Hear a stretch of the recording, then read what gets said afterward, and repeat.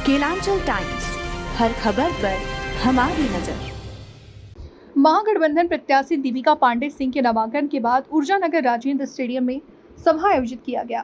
इस दौरान जनसभा में मुख्य रूप से महिला कांग्रेस के राष्ट्रीय अध्यक्ष अलका लांबा, पूर्व मंत्री अवध बिहारी सिंह, पूर्व विधायक रामविलास पासवान, छत्तीसगढ़ के नेता प्रतिपक्ष मोहन अलकाम, अवधेश प्रजापति, पूर्व जिला परिषद अध्यक्ष कल्पना देवी सहित अन्य नेता मौजूद थे। प्रत्याशी दीपिका पांडे सिंह ने कहा कि इस बार के चुनाव में झारखंड से नफरत को हराने और भाईचारे को मजबूत करने का काम होगा। इस बार की लड़ाई संविधान को बचाने और देश में फैली नफरत को हटाना है। झारखंड में कुछ बाहरी लोग आकर नफरत फैलाने की कोशिश कर रहे हैं, लेकिन उन्हें करारा जवाब जनता देगी। महागठबंधन सरकार की जन कल्याणकारी कार्य को लेकर हम जनता के बीच जाएंगे।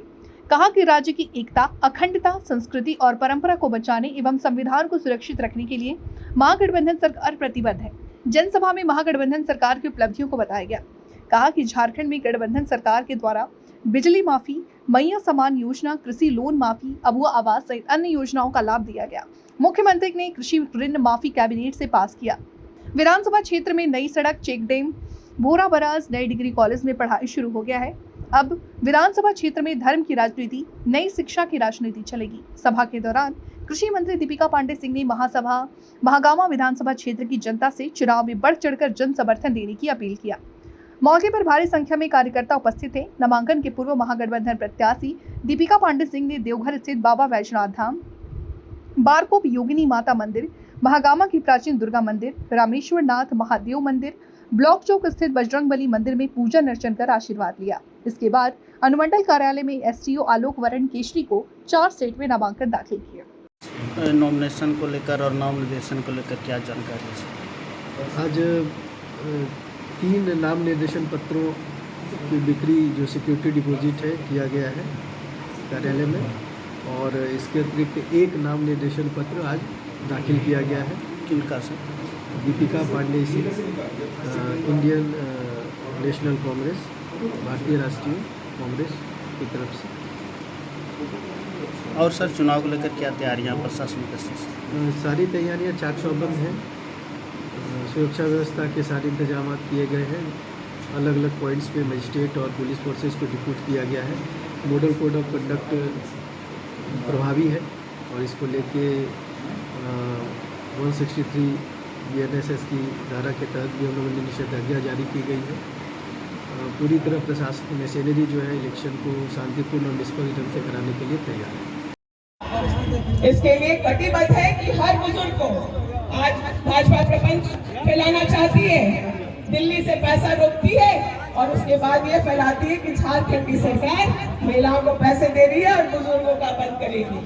लेकिन मैं अपने बूढ़े बुजुर्गों को आश्वस्त करना चाहती हूँ कि आपको जो लाठी, जो सहारा महागठबंधन की सरकार ने दिया है वो आपसे कभी कोई नहीं छीन पाएगा।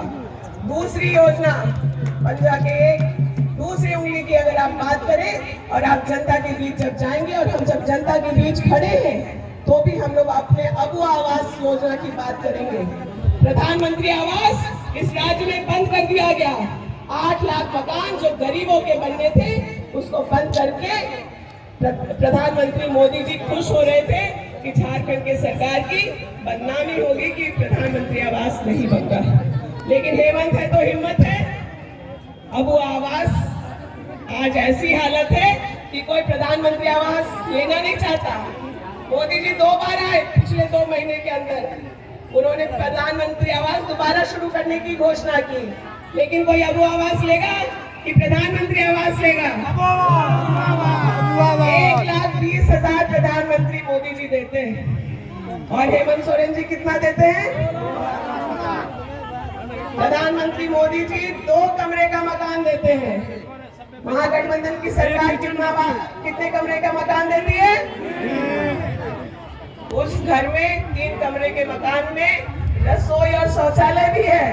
प्रधानमंत्री आवास लेने के बाद फिर शौचालय लेने के लिए दौड़ना पड़ता था। तो महिलाएं अबुआ आवास लेंगी कि प्रधानमंत्री आवास? 2 योजना तो मैंने बता दिया कि जब हम 5 पंजा का निशान लेके जाएंगे, लेकिन तीसरा योजना आपको इस सरकार का कौन सा सबसे अच्छा लगता है? मैं पूछना चाहूंगी अपने भाई और बहनों से कि तीसरी सबसे सफल योजना इस सरकार की कौन सी है? बताइए।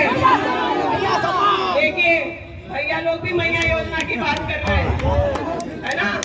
ये इस बात को साबित करता है कि हमारी महिलाओं के खाते में जब 1000 रुपए करके 3 किश्त आ चुका, या 3000 रुपया महिलाएं अपने परिवार के लिए इस्तेमाल कर रही हैं। वो अपने बच्चों की फीस दे रही हैं, वो अपने बुजुर्गों के लिए दवा खरीद रही हैं।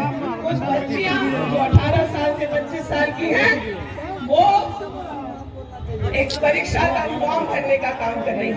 वो अपने लिए कोचिंग का फीस दे रही है।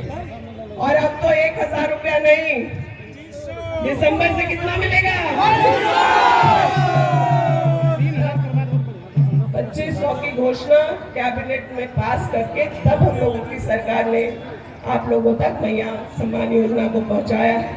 हम सिर्फ बातें नहीं करते, हम लोग काम करते हैं, जनता तक पहुंचाते हैं। मैया सम्मान योजना 2 महीने में शुरू हुआ और प्रशासनिक पदाधिकारियों पर सरकार का ऐसा नकेल था कि उन्हें महीने भर में 50 लाख महिलाओं को मैया सम्मान योजना से जोड़ना पड़ा।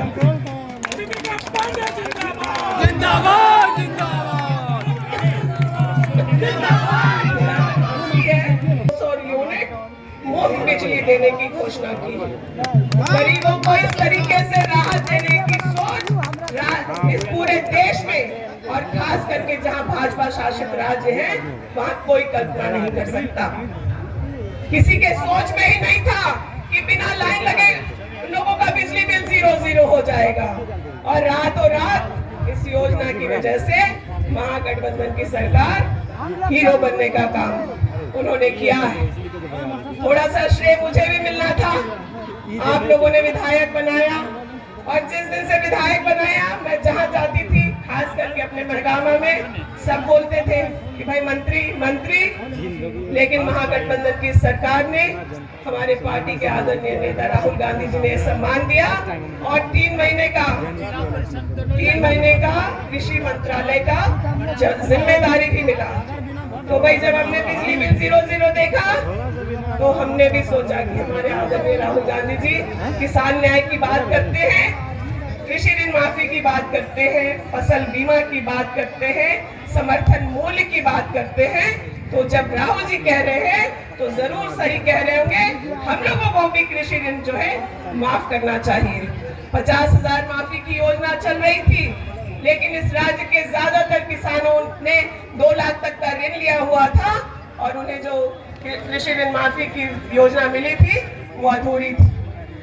आप लोगों के प्यार, स्नेह और आशीर्वाद की वजह से हमारा जो क्षेत्र कृषि बाहुल्य है, यहाँ जो आप लोगों के बीच रह करके सीखे समझे आप लोगों की परेशानियों को, हम लोगों ने भी कृषि ऋण माफ किया और आदरणीय मुख्यमंत्री जी ने कैबिनेट से उसे पारित किया।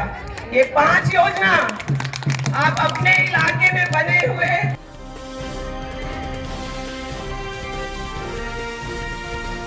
केलांचल टाइम्स, हर खबर पर हमारी नजर।